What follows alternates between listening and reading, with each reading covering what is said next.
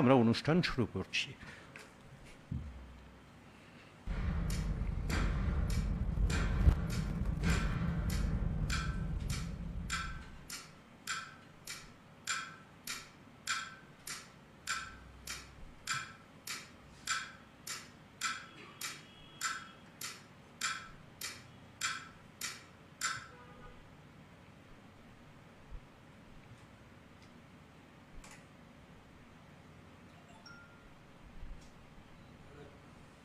হয়ে গেছে?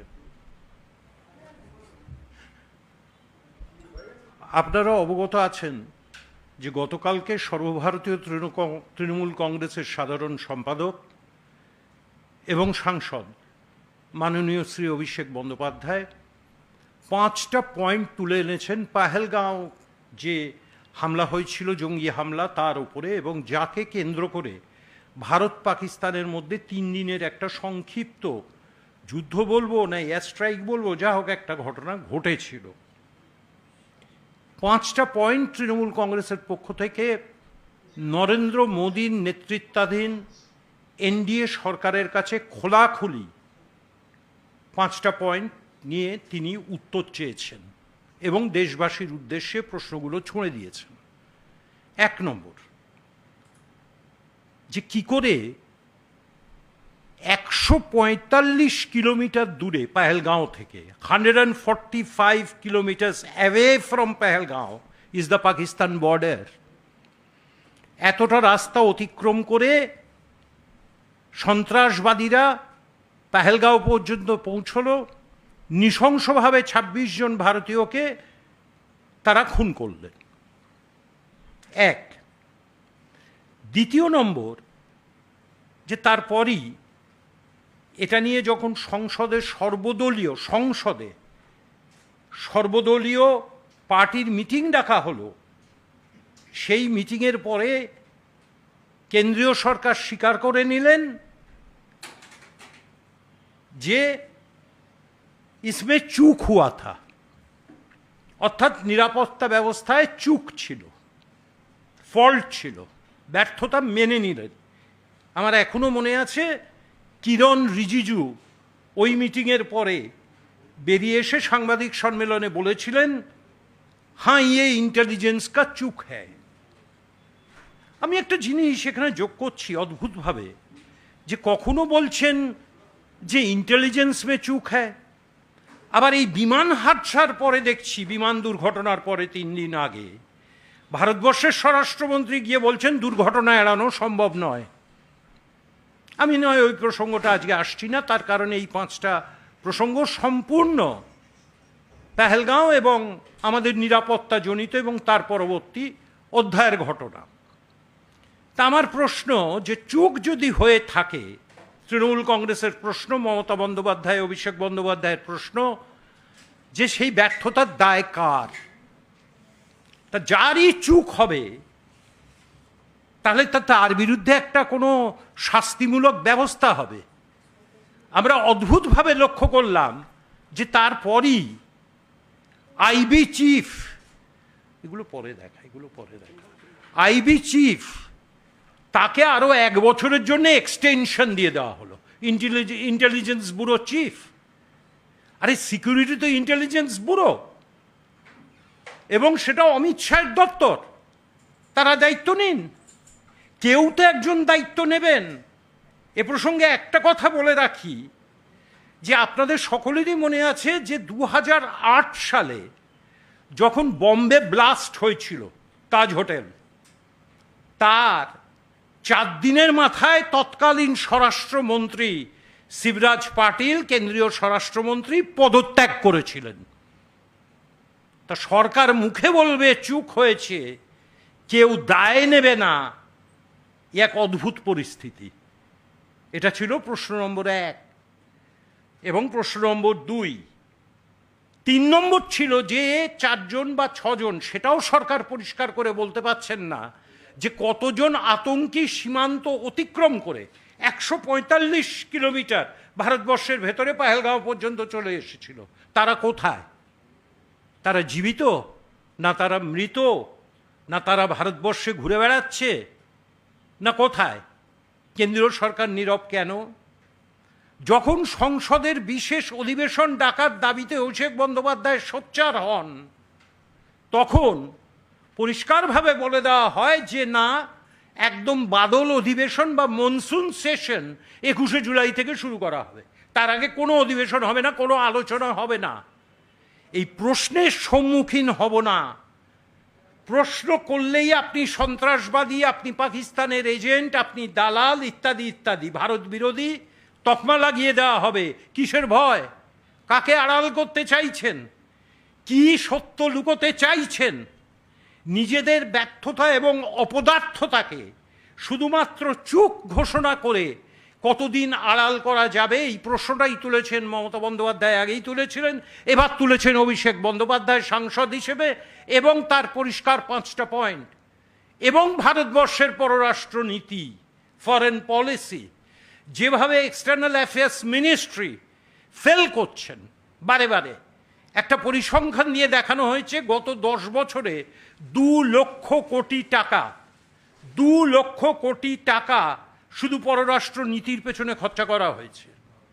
বিপদের দিন যখন এলো, ভারতবর্ষের সঙ্গে পাকিস্তানের যখন সম্মুখ সমরে লড়াই শুরু হলো, একটা প্রতিবেশী রাষ্ট্রকে আমরা পাশে পাইনি। সারা পৃথিবীর কোনো রাষ্ট্র ভারতবর্ষের পাশে দাঁড়ায়নি। তাহলে পররাষ্ট্র নীতিটা কোথায় গেল? প্রশ্ন। কার কাছে প্রশ্ন করব? কেউ তো উত্তর দেওয়ার নেই। অভিষেক বন্দ্যোপাধ্যায় সেই জন্যই তো আমাদের প্রেস কনফারেন্স করে মানুষের কাছে কথাগুলো ছুঁড়ে দিতে চেয়েছেন, যে মানুষ জবাব দিক। যে কোনো গণতান্ত্রিক রাষ্ট্রের শেষ কথা বলে মানুষ, কোনো সরকার শেষ কথা বলে না, কোনো রাজনৈতিক দলও শেষ কথা বলে না। তার কারণ এই যে বারে বারে দেখছি কখনো ইন্টেলিজেন্সের ব্যর্থতা, এবং সেটাকে আড়াল করার চেষ্টা, কতগুলো মানুষকে আড়াল করার চেষ্টা। এই যে কেন্দ্রীয় মন্ত্রিসভা স্বীকার করে নিলেন যে নিরাপত্তা ব্যবস্থায় ত্রুটি ছিল, চুক ছিল, বর্ডার ব্যবস্থায় চুক ছিল। সারা ভারতবর্ষের বর্ডার কে নিয়ন্ত্রণ করে? Border security force. Amit Shah কেন দায় নেবেন না? প্রশ্ন তো, এ প্রশ্ন তো আসবেই। বিশ্বগুরু হয়েছেন নরেন্দ্র মোদী, যাকে হাতের সামনে পাচ্ছেন ডোনাল্ড ট্রাম্প থেকে শুরু করে তাকে জড়িয়ে নিয়ে খানিকটা পিঠে চাপড় মারছেন আর মাই ফ্রেন্ড করছেন। এই তো হচ্ছে পররাষ্ট্রনীতি ভারতবর্ষের।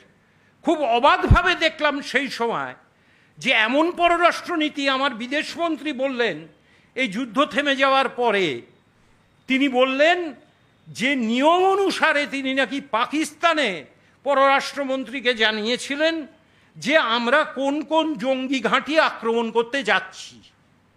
পাকিস্তান সরকার এবং তাদের আর্মি, মিলিটারি, তারা তো জঙ্গি পোষে, তাদের প্রোটেকশনে থাকে জঙ্গিরা, এটা সবাই জানে পৃথিবীর। তাহলে তাদেরকে আগেই তোমরা টেলিফোন করে বলছো মানে কি আমরা জঙ্গি ঘাঁটিগুলোতে আক্রমণ করতে যাচ্ছি, সুতরাং জঙ্গিদের সেখান থেকে নিরাপদ স্থানে সরিয়ে নাও। এ প্রশ্ন তো খুব স্বাভাবিকভাবে আসবে। আর পঞ্চম এবং শেষ প্রশ্ন অভিষেক বন্দ্যোপাধ্যায় যেটা তুলেছেন, অত্যন্ত মারাত্মক প্রশ্ন, যে যেখানে কাশ্মীর, পাক অধিকৃত কাশ্মীর, পাক অকুপাইড কাশ্মীর, যেটা নিশ্চিত ছিল যুদ্ধটা যেদিকে এগোচ্ছিল, অন্তত ভারতবর্ষের মিডিয়া যা দেখিয়েছে, 24 ঘন্টার মধ্যে ভারতীয় সেনা, বীর সেনারা, সেলাম তাদের, তারা পাক অধিকৃত কাশ্মীর দখল করার জায়গায় ছিল। সেই সময় আমরা দেখলাম যে খুব সম্ভবত 11 তারিখ ভোর রাতে, 11ই মে, আমেরিকার রাষ্ট্রপতি ডোনাল্ড ট্রাম্প তিনি টুইট করে জানিয়ে দিলেন যে গতকাল আমার বিনিদ্র রজনী গেছে, পাকিস্তান এবং ভারতবর্ষের মধ্যে আমি দৌত্য করেছি এবং সিজ ফায়ার হয়ে গেছে। আমরা ঠিক বলছি না ভুল বলছি? প্রথম কে জানিয়েছিলেন? Donald Trump. তার অন্তত 12 ঘন্টা পরে, ওই 11 তারিখ বিকেল 5টার সময় ভারত সরকার ঘোষণা করলো সিজ ফায়ার। পরে বলছে ভারত সরকার, এস জয়শঙ্কর বিদেশমন্ত্রী, তাকে দিয়ে বলানো হচ্ছে না না না না না ওসব ট্রাম্প ঠিক বলছেন না। তাহলে মোদি সাহেব, আজ তো আপনি G7-এ, গ্রুপ 7-এর মিটিংয়ে রয়েছেন কানাডায়, সরাসরি জিজ্ঞাসা করুন বা বলুন সেখানে সাংবাদিকদের সামনে, ডোনাল্ড ট্রাম্প তুমি মিথ্যা কথা বলছো। আসলে ভারতবর্ষের সার্বভৌমত্ব নরেন্দ্র মোদী অনেক আগেই বিক্রি করে দিয়েছেন। নইলে আমেরিকার নির্বাচনে তিনি নির্বাচনী প্রচারক হিসেবে যান, বলেছিলেন না আপকি বার ট্রাম্প কি সরকার, মনে পড়ছে 2019 সালে? আচ্ছা ধরুন সামনের বছর তো পশ্চিমবাংলায় বিধানসভার নির্বাচন, যদি এখন জো বাইডেন বা হিলারি ক্লিন্টন ডেমোক্র্যাট পার্টির তরফ থেকে এসে বলেন আপকি বার মমতা কি সরকার, কেমন লাগবে? তখন তো বলবে তৃণমূল কংগ্রেস হয়েছে মার্কিন যুক্তরাষ্ট্রের দালাল, পুঁজিপতিদের দালাল। নরেন্দ্র মোদী বললে তিনি বিশ্বগুরু। আর তাতেই তো ভারতবর্ষের সার্বভৌমত্ব নষ্ট হচ্ছে।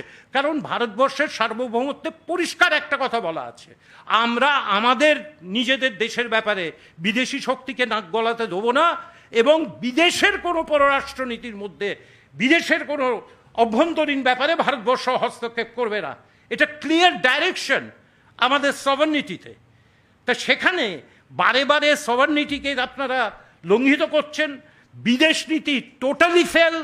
তার কারণ এই যে 2 লক্ষ কোটি টাকা গত 10 বছরে খরচা করেছেন, একটা বন্ধু জোটাতে পারেননি।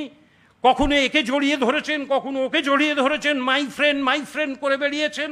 বিপদের দিনেই বোঝা যায় বন্ধু কারা। একটা বন্ধু ভারতবর্ষের পাশে দাঁড়িয়ে নেই। একটা প্রতিবেশী রাষ্ট্র, এমনকি নেপাল ভুটান পর্যন্ত ভারতবর্ষের পাশে নেই, শ্রীলঙ্কা মালদ্বীপ সমেত। কার কথা বলবো? সুতরাং এমত অবস্থায় হিম্মত যদি থাকে কেন্দ্রীয় সরকারের, এই 5টা প্রশ্নের উত্তর অভিষেক বন্দ্যোপাধ্যায় তুলেছেন। সরাসরি ভারতবর্ষের মানুষ জানতে চাইছে, তাদের কাছে এই প্রশ্নের সদুত্তর আপনারা দিন।